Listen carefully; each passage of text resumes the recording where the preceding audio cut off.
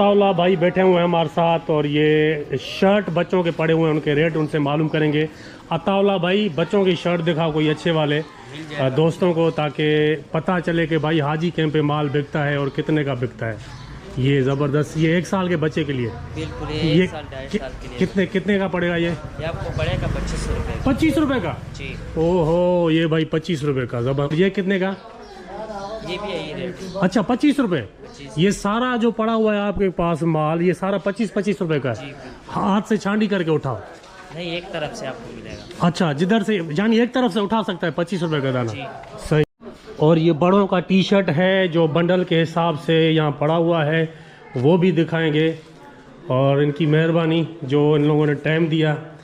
और ये दोस्तों को दिखाता चलूँ कि ये बिल्कुल होलसेल दाम है। ये कितने का पड़ेगा? ये आपको पड़ेगा 120 रुपये का। 120 रुपये का? ये 120 रुपये का